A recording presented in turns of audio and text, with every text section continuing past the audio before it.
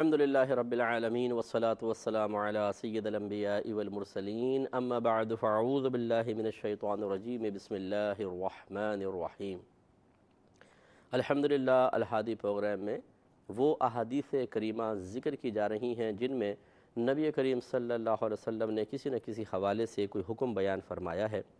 اور مقصود یہ ہے کہ ان کو جاننے کے بعد ہم اپنا عملی احتساب کریں، سوچ اور فکر کا محاسبہ کریں اور دیکھیں کہ ہماری سوچ، ہماری فکر، ہمارا عمل یا ترک عمل، کیونکہ کسی چیز کو ہم اختیار کرتے ہیں، کسی چیز کو چھوڑنا بھی مطلوب شرع ہوتا ہے، تو عمل بھی دیکھیں گے، ترک عمل بھی، یہ شریعت کے موافق ہے یا نہیں ہے، یہ بہت ضروری ہے۔ اور اصل مقصود وہی جیسے میں نے بتایا کہ اطاعت رسول ہماری کامل ہونی چاہیے، کم از کم ہمیں علم حاصل ہو، معرفت حاصل ہو، اس کے بعد درجہ آتا ہے عمل کا۔ تو ہمارے بہت سارے بھائی بہن تو ایسے ہی ہوتے ہیں کہ ان کو علم ہی نہیں ہوتا، عمل کہاں سے کریں گے، اور بہت سے ایسے ہیں جو سیکھ لیتے ہیں لیکن عمل کی توفیق نہیں ہوتی۔ ان میں فرق ہے، اگر ایک آدمی سیکھتا ہی نہیں ہے اور پھر وہ خلاف شرع کام کرتا ہے تو اس کے نام اعمال میں 2 گناہ لکھے جاتے ہیں، ایک علم نہ سیکھنے کا گناہ اور ایک گناہ کا گناہ۔ لیکن سیکھ لینے کا فائدہ یہ ہوتا ہے کہ پھر نام اعمال میں اگر خدا نخواستہ اس کے باوجود کوئی گناہ کرتا ہے تو ایک گناہ لکھا جاتا ہے، اور وہ صرف گناہ کا گناہ ہے، علم تو اس نے سیکھا ہوا ہے۔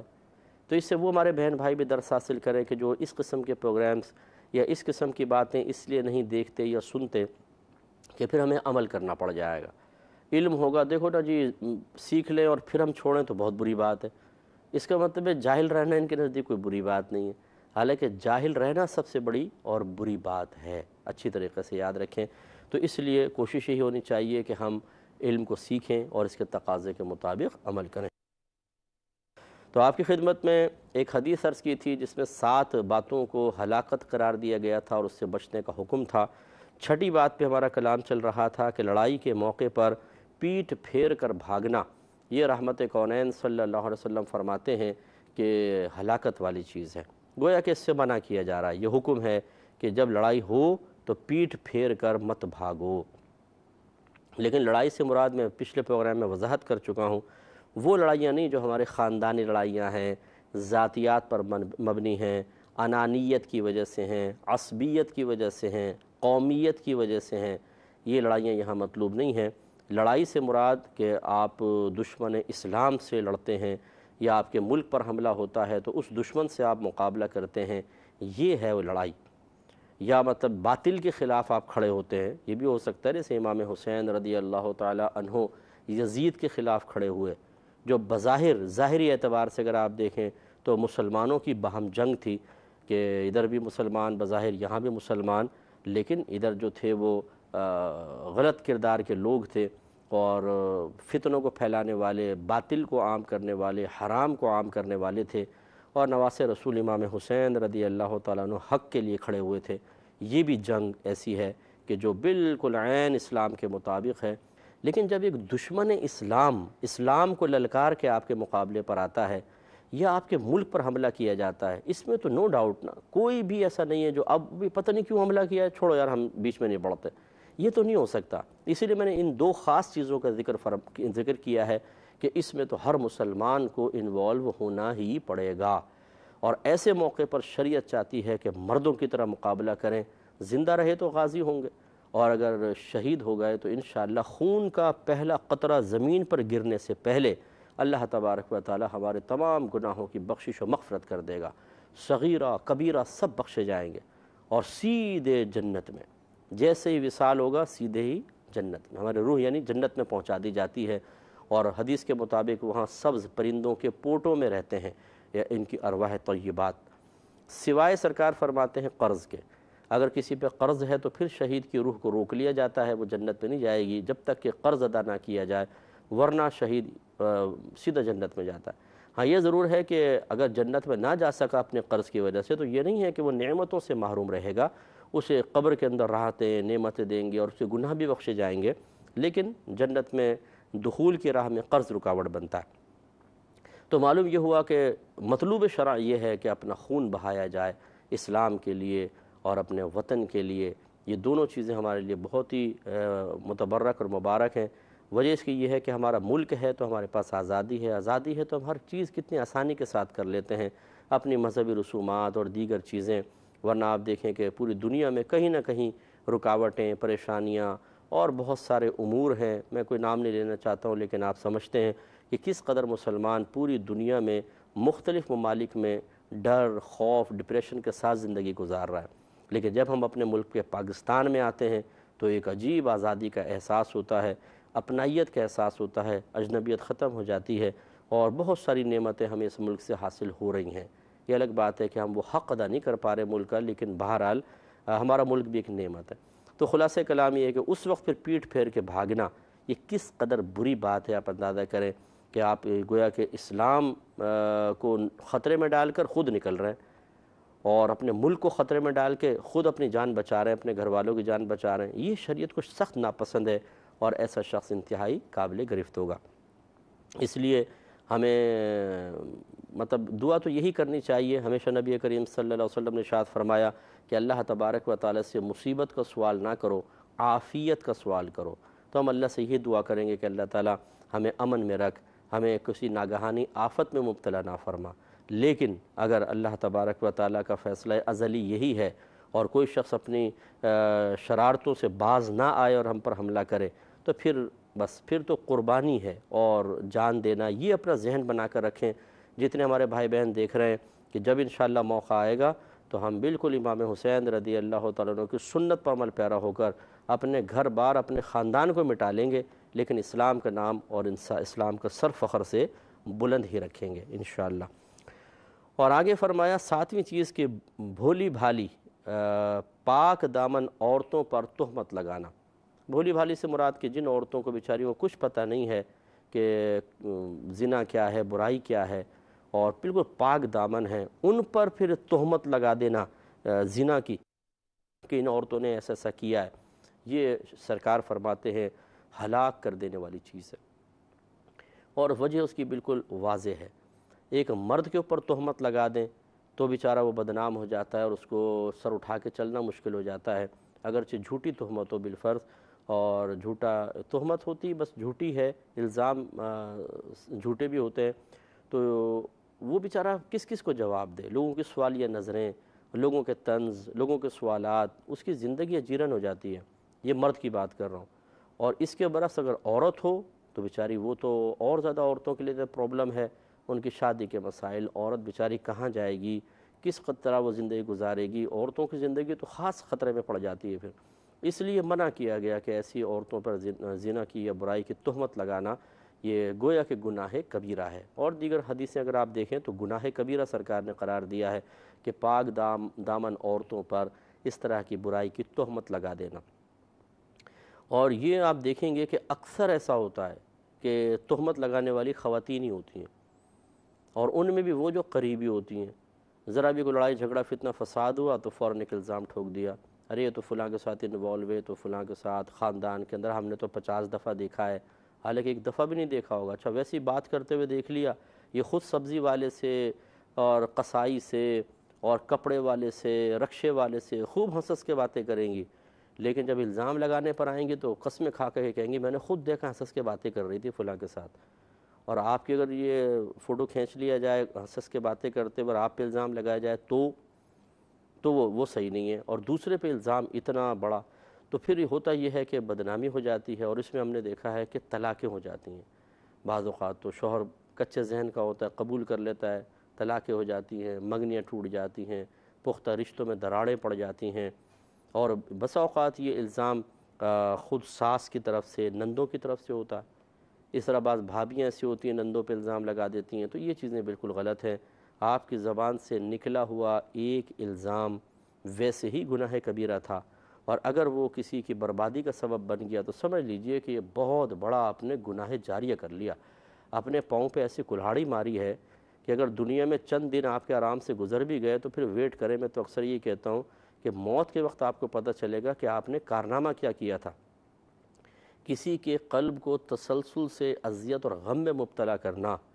ایک دفعہ کا صدمہ ہی بہت بڑی بات ہے، اور تسلسل سے صدمے میں مبتلا کرنا آپ کیا سمجھتے ہیں آپ کو آپ کی خوشیاں راس آ جائیں گی؟ ایسا نہیں ہے۔ اس کی آہیں، اس کی بد دعائیں، اس کا دل کا دکھنا اور مسلسل تسلسل سے نقصانات کے شکار ہونے کی بنا پر جس اذیت اور تکلیف میں وہ ہے، ہر تکلیف کے اوپر آپ کے نامہ اعمال میں بے شمار گناہ لکھے جائیں گے۔ اس لیے ہماری وہ خواتین جو پاؤڈر اور خوب لپسٹک پاؤڈر لگا لگا کے چمک چمک کے اپنے آپ کو شیشے میں بہت ہی خوبصورت بنانے کے چکر میں ہیں،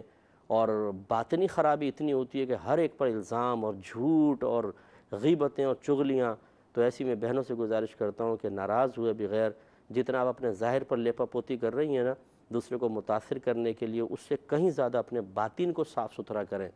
یہ میک اپ آپ کو قبر میں عذاب قبر سے نہیں بچا سکتا، ہاں باطنی اگر آپ صفائی کرنے میں کامیاب ہو جاتے ہیں تو یہ آپ کے لیے راحت اور سکون کا سبب اور بہت بڑا ذریعہ ہے، جس کی طرف ہماری خواتین کی توجہ بہت کم ہے۔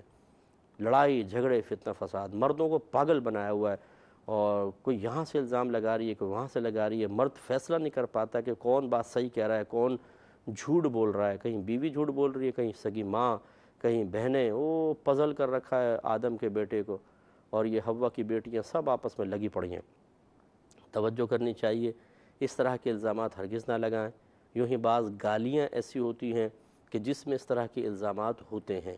وہ گالی ہرگز، ویسی گالی دینا منع ہوتا ہے، وہ گالیاں ایسی نہ دی جائیں، یہ خواتین بہت زیادہ دیتی ہیں۔ اچھا یہ تو ہو گیا خواتین کا معاملہ، مرد بھی کم نہیں ہے۔ مرد بھی پھر بعض اوقات ایسا ہی ہوتا ہے کہ جب وہ کسی کو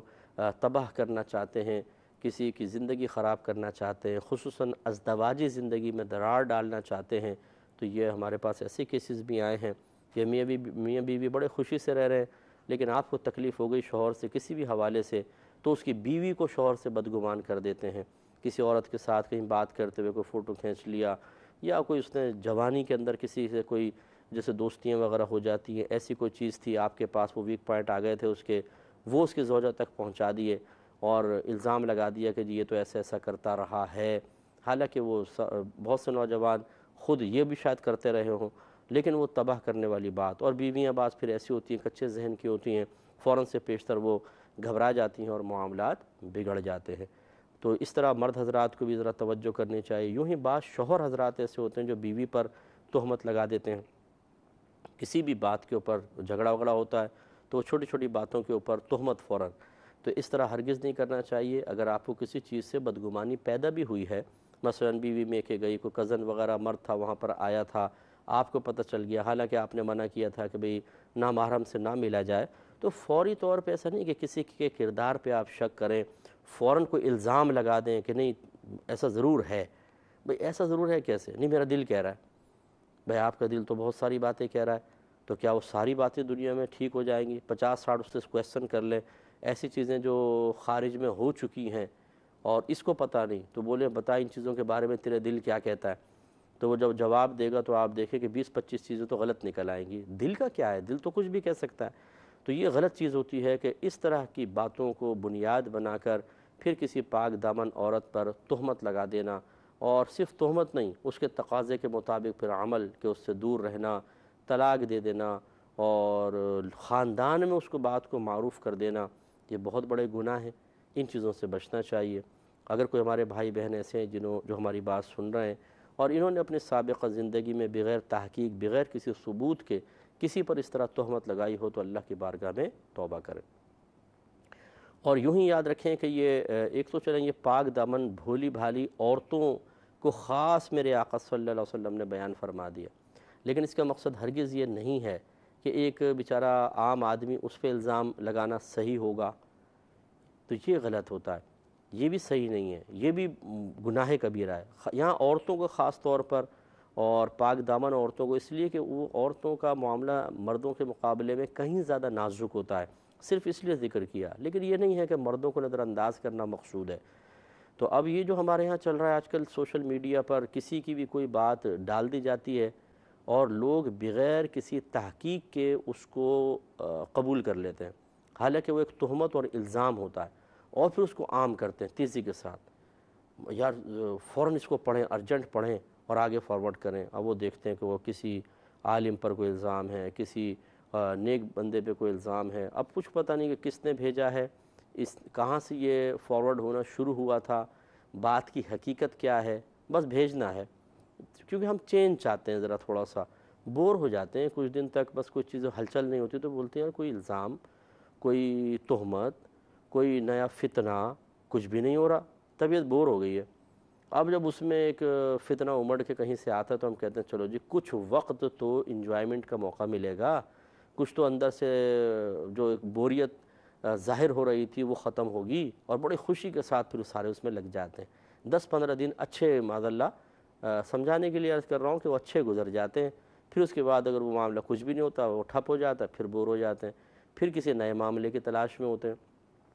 اللہ تعالیٰ رحم فرمائے، جو قوم اپنے لیے کوئی مثبت کام پیدا نہیں کرتی، اپنی صلاحیتوں کو اچھے کاموں میں صرف نہیں کرتی، وقت کو ضائع کرنا، بیکار کاموں میں پڑنا، فضول قسم کے کاموں میں انوالومنٹ رکھنا ان کی عادت میں شامل ہو، وہ پھر اسی طرح کے بدو لوگ ہوتے ہیں کہ وہ انتظار کرتے رہتے ہیں کوئی بیکار سی چیز، کوئی گناہ والی چیز، کوئی تہمت والی چیز آئے تو ہمارے کچھ دن آرام سے گزر جائیں، ہمارا نفس خوش رہے، شیطان خوش رہے، وہ ان کاموں میں لگتے ہیں۔ جو سلجھے ہوئے لوگ ہیں، پڑھے لکھے ہیں، وہ تو توجہ بھی نہیں کرتے کہ یار کیوں ہم ان پہ توجہ کریں، کیا ضرورت ہے۔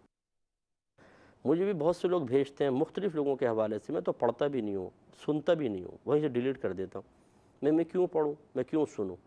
کیا الزام ہے کیا نہیں، مجھے کیا ضرورت ہے، میں خواہ میرے پاس اپنے بہت سارے کام ہوتے ہیں، اللہ کا بڑا کرم ہے، میں اپنی صلاحیتوں کو بیکار کاموں میں کیوں لگاؤں، میں اپنا وقت کیوں ضائع کروں۔ میں اتنے وقت میں، اس میں آپ دیکھیں ایک دفعہ آپ دیکھنا شروع کریں، واٹس ایپ ہی کھول لیں، میں تو خیر دینی حوالے سے الحمدللہ کھولتا ہوں، لوگ اپنے مسائل بھیجتے ہیں، کوئی ضروری بات ہوتی ہے تو آدھا پونا گھنٹہ 1 گھنٹہ گزرنے کا پتہ بھی نہیں چلتا، ایک دم تیزی سے نکل جاتا ہے۔ اور جو ان فضول کاموں میں لگے ہوئے ہیں، مجھے حیرت ہوتی ہے کہ اپنی زندگی کا اتنا بڑا وقت اور اتنا قیمتی وقت آپ بے دردی سے ضائع کر رہے ہیں۔ میری گزارش یہ ہے کہ اچھے اور سلجھے ہوئے کام کریں، ایسے فتنے والوں کاموں سے بچیں۔ اللہ تعالیٰ عمل کی توفیق عطا فرمائے، آمین۔ وآخر دعوانا ان الحمدللہ رب العالمین۔